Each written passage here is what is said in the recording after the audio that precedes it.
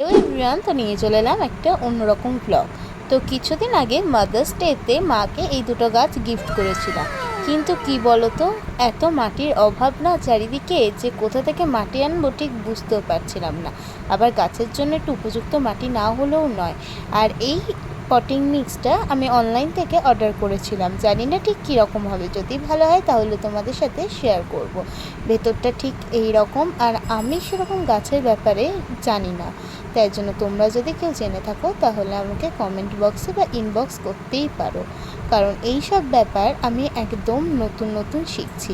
তাই জন্য ঠিক পাকাপোক্ত নই, তো ওই জন্য তোমাদেরকে একটুখানি বলে রাখছি যাতে আমাকে সাজেশন দিতে পারো। আর এই যে আমার পাশে মহারানী ঘুরঘুর ঘুরঘুর করছে, ও ভাবছে হঠাৎ করে আমি এই গাছগুলো নিয়ে কেন এত উদ্ব্যস্ত হয়ে পড়লাম। ও তো আর জানে না এতদিন পর বাবা আমাকে মাটি এনে দিয়েছে। আর এত কিছুর পর দেখতেই পাচ্ছ কিভাবে সেগুলোকে ভালো করে নজরদারি রাখছে। ও ঠিক এরকমই করে, কোনো কিছু করতে দেখলেই তোমার কাছে এসে বসে থাকবে আর সেটাকে ভালোভাবে পর্যবেক্ষণ করবে, যতক্ষণ না জানতে পারবে তুমি কি করতে চাইছো।